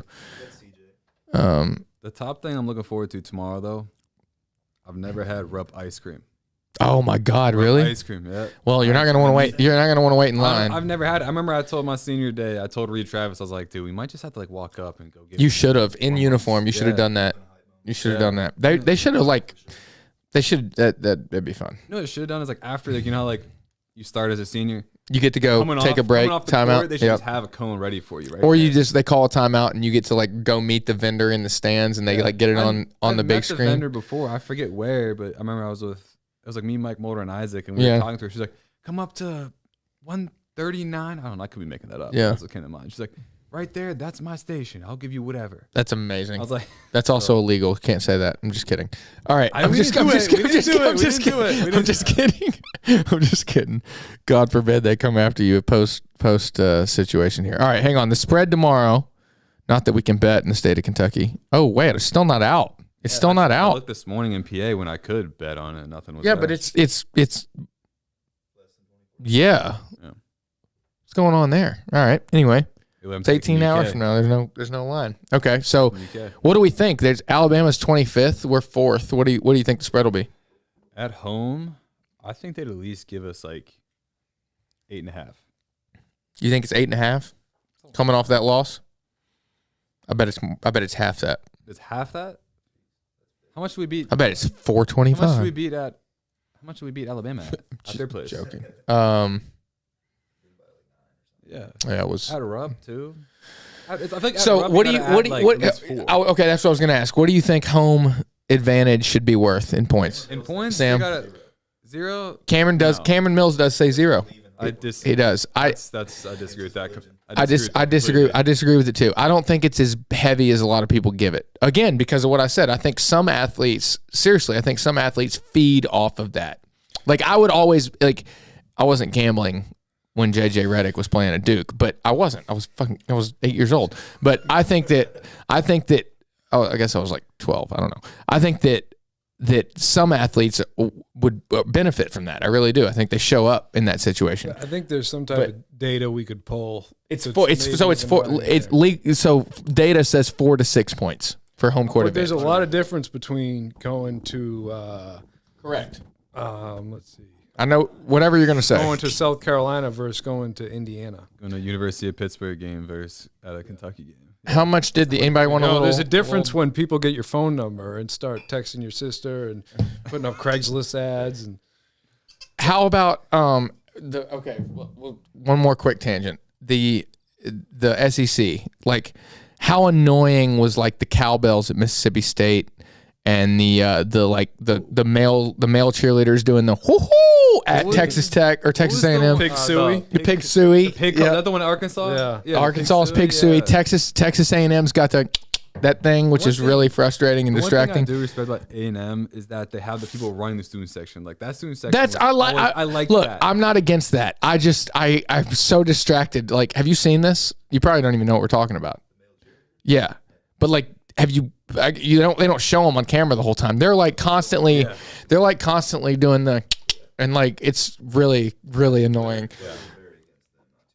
As they should be. Very annoying. So you got that. You got the Pig Suey. You got the cowbells at Mississippi State. You got what's the other one? There's another big one. No, that's fine. I don't have a problem with that. Yeah. There's another one that I'm drawing a blank on. Sam's distracted. UK doesn't do any of that. He's texting his baby. Yeah. Yeah, I'm texting my 8-month-old son. I meant your sweetheart. Okay. But I'm glad UK doesn't do any of that gimmicky shit. Like, there's no type of just go big blue. Yeah, no, there ain't nothing like that. Yeah. I hate the cowbells. Is my point. I hate the cowbells. Yeah, let it out, man. Let it out. I hate the. I'll say, tell us how you really feel. I hate them. I got in more trouble for tweeting negatively about Starkville, Mississippi than any public trouble I've ever gotten in, though. Oh, I got in trouble one time tweeting about the refs after a game. Did you? Yeah. While you were there? Yeah, I got yelled at. Yeah. By the staff? Well, now you're out. Well, no, what happened was I just said something about stripes. I mean, which is obviously, you know what I'm saying. And but this is while you were playing after a game. It was after it was when I was playing, and it obviously wasn't the right choice to do, obviously. And then did you say they were super good at their job? Yeah, that's exactly okay. What Perfect. I said. Exactly. Find me then. I was giving him a really good compliment. Yeah. And then some people got mad that I was complimenting the refs, and I got yelled at. Can you say who?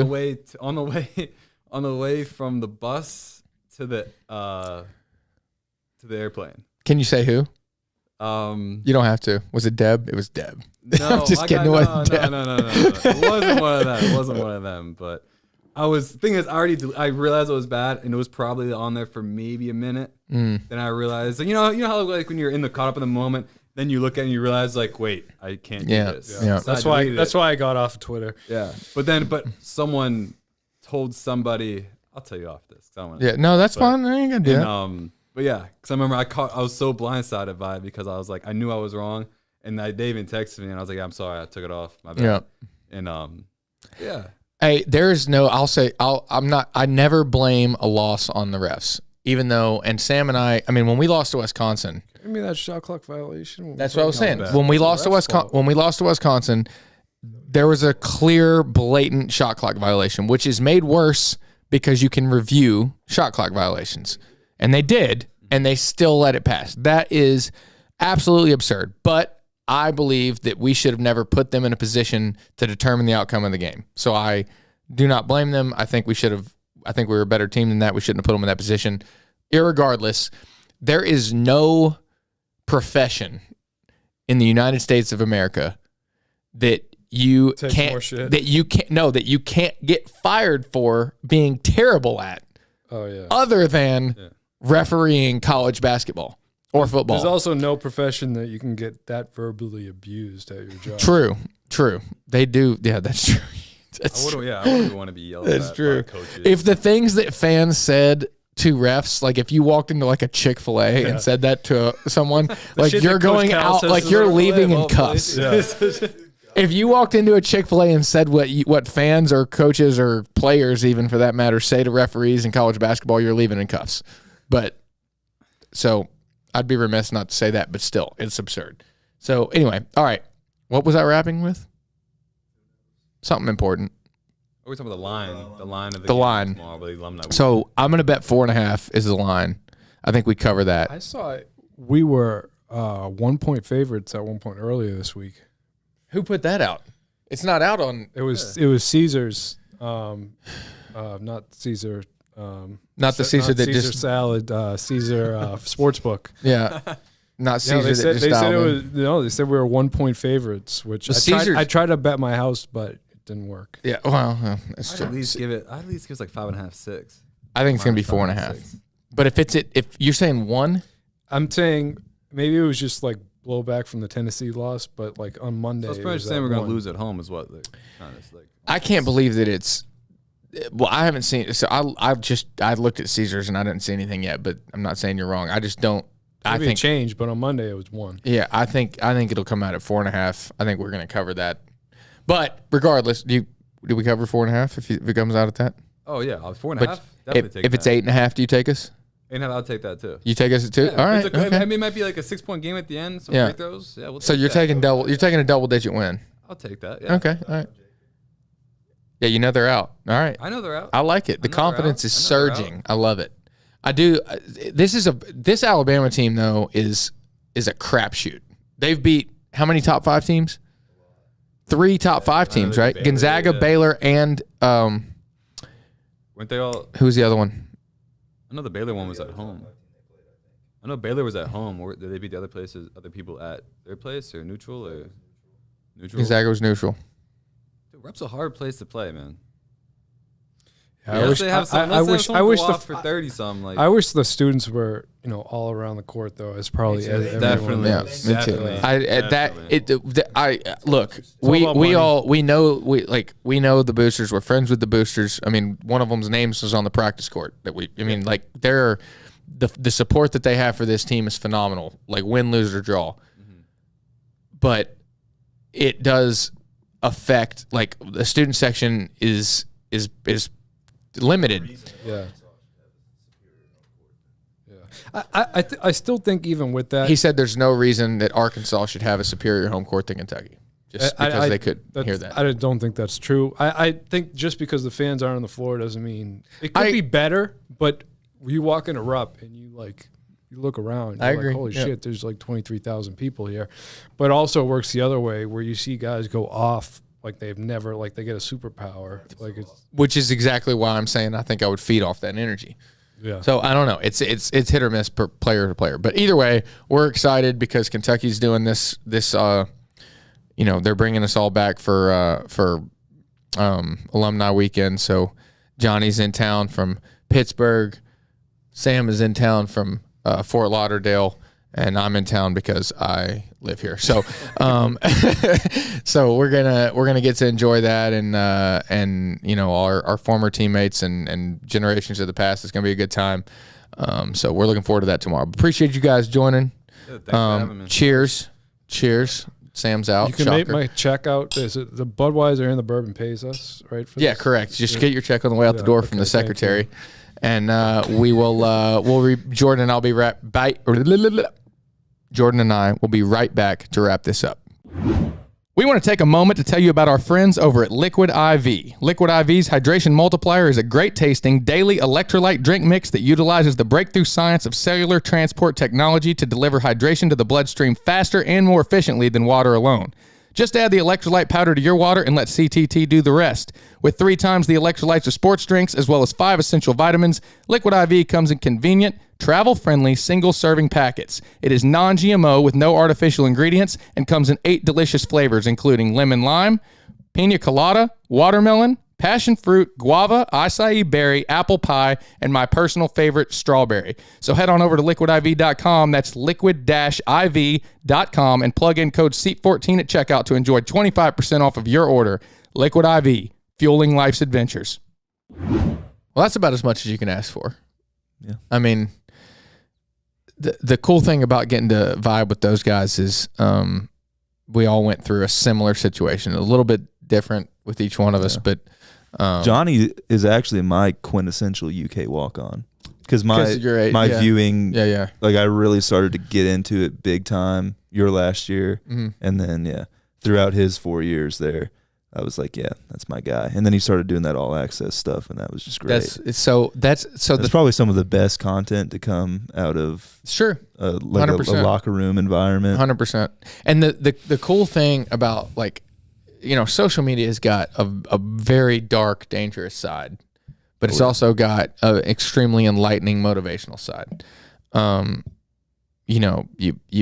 You deal with the body positivity stuff and like everybody shows all the greatness in their life side, and that's what it is. Like it's hit or miss. Fake. It's fake, but there's the inspiring part, I guess. Like you got gets some people. The motivational. I'm saying there's like the motivational speaking pieces, and like a lot of it's fake. But it's incentivizing, right? Yeah. Well, it's fake to an end. Like it just doesn't really affect me. Like correct. I see through that stuff, yeah. But I understand the value in it. Yeah, but I'm saying like you have the people that use social media to like, sell their book or their workout program or their cookbook or whatever the case is, right? You got that, and that's good. And then you got the opposite of that. That's negative. That's used to hate on people. Yeah, and then you have this other side that's transparency, where people use it to show, a personality for to your point, like Jonny did of an athlete. So, and Jonny just made a testament to that, where he said, you don't have fans as much hating on the fact that so and so missed a shot if they see and understand who they are as a person. They're still a kid. They have family problems. They have girl problems. They're struggling with their studies in school, and they're basketball is not who they are. It's what they do, and in a lot of cases, it's a means to an education for a lot of these kids. And once you start to see them in that light, it kind of changes your perspective from a fandom situation, and that I think is.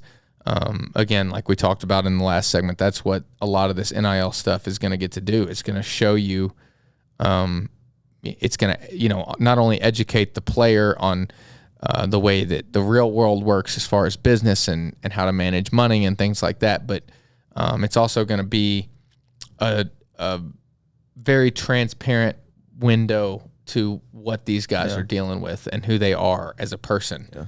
Peel the curtain back. And goals. Yeah, it peels the curtain back. Which truly shouldn't be there in the first place. But it is. I'm not in the business of criticizing college athletes, but a lot of people are. And it sucks, but that's just where we are. I've made a conscious effort to avoid saying critical things in a lot of ways. Not only just with athletics, but with a lot of other things, because you don't know what people are going through. Yeah.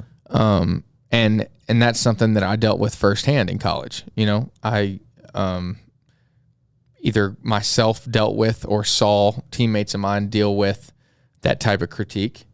And it's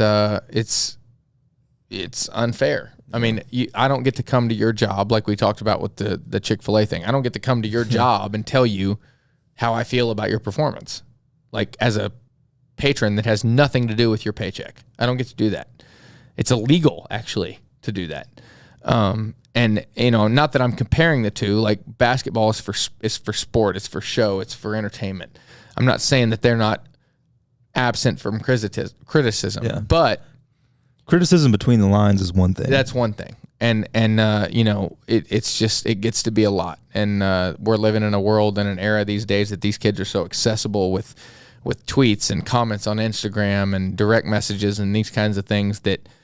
Sometimes we tend to forget as a society or as a fan base that there's a lot more that goes into it than just their ability to perform on the court. And, I think that this particular panel tonight can be a testament to that in a very unique way, because we weren't necessarily always the ones that were under that type of magnifying glass. Yeah, but you still saw the effect. But we were friends with those that were. And we watched, things that they've struggled with and things that, incentivized them and motivated them. And I think, as this NIL stuff starts to progress, that people will realize that there's a way to use this to an advantage for everyone. And it's not a money grab. It's not it's an internship. It's an educational opportunity. And granted, will it help them monetarily and with some families? Yeah, but it should have the whole time. And it's in a healthy. It's $1 billion industry. But correct. It's in a helpful, educational way that has been absent from athletics for the entire time the NCAA has been established. Yeah. Amateur athletics. Yeah. Lose that amateur shit. Bro. Yeah. Miss me with that. Yeah, miss me with that. I like that phrase, actually. That was behind me. I was like the miss me with that. Like I wish I had gotten to use that. Like I were a little ahead of those. Yeah, I was a little ahead of those phrases, but kind of as social media started to really take off. And all the mumble rapping and stuff happened. But I will say this: you hate no cap though. I do hate no cap. I don't like that one. I don't like that one at all. But I will say this: certified not approved by Todd. I mean, I'm going to use it. I'm going to use it. So then you're a poser. I'm a poser. Yeah. I just got to. I mean, that's right. I hate to call you out, but so, but all jokes aside, the staff at Kentucky, and I'm not saying that because I went there and our loyalty to the program. I'm saying this because I respect the people that had to deal with, I should say, that realm that we didn't see at the time that we were going through it. Like all the stuff that they had to deal with as far as abiding by the NCAA guidelines, and our compliance department and our marketing department and our media department, they do a phenomenal job of protecting those guys from things that they don't understand or things that they can't see, or the angles that some of these not only media personnel but the people that are trying to bring us down, they protected us from it. They educated us well.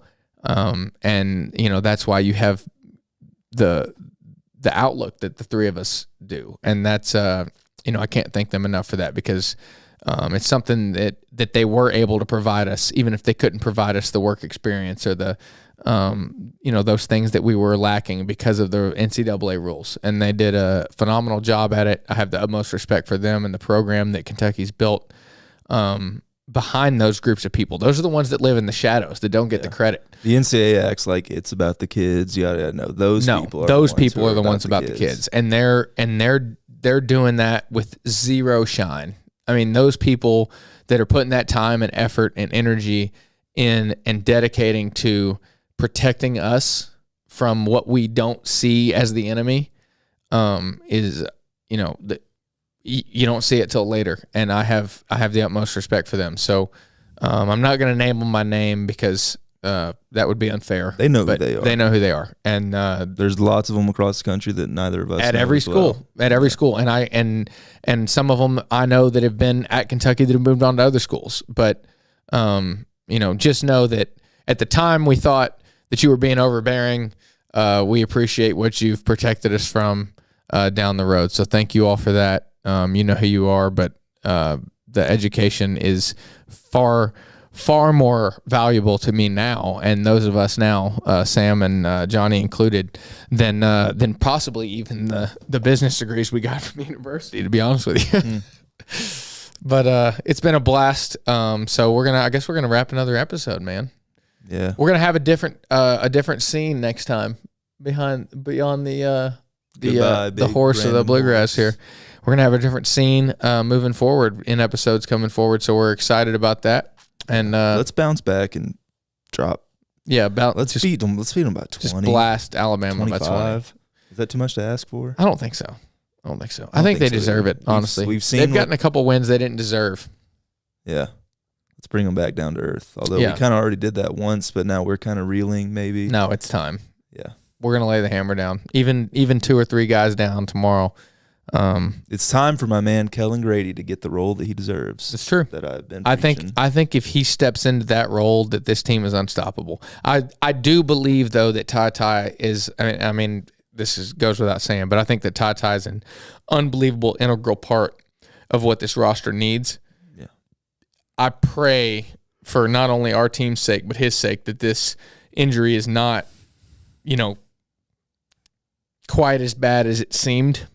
The look on his face really scared me when he went to the bench, but yeah, I also think he cares a lot. He cares a lot. He wants to be. He doesn't want to have to sit on that sideline. He wants to be there for so easygoing and so like but I think deep down he probably cares a lot more than. Oh, absolutely he does. Absolutely he does. It pained him. He's smart sit. too. He's really smart. But that latter part of the second half, it pained him to have to sit on that sideline and watch his team play ball without him. And he wants to be out there and contribute to those wins so bad. And the fact that we're trailing on the road and he can't go, like, that kills him. And that's what it takes in a competitor in the long run. So, hopefully he's okay. And, we look for him to get back and I doubt it's going to be tomorrow. I doubt it's even going to be this week. I think he's gonna need a couple days to try to get that ankle healthy again, and that's fine. But I don't care. I'm still hammering Kentucky. No, we're covering. I don't even know what the spread is yet, but we're covering. Yeah. I think it means too much to this team, and we have the pieces in order. I don't think Alabama's got the pieces to stop us. But regardless, I'm really looking forward to tomorrow. I'm looking forward to seeing not only my friends and teammates I've played with and hang out with Sam and Johnny and a couple other guys that are around our era, but also my dad played here and his friends that are in his era are going to be in town, and we're excited to get to hang out together. So it's going to be a fun night, and we'll be back next week with once again a new set, a new opportunity, and we're really looking forward to that. It's going to be an absolute blast. So good luck to the Cats tomorrow, and we'll take you out here. This is C14.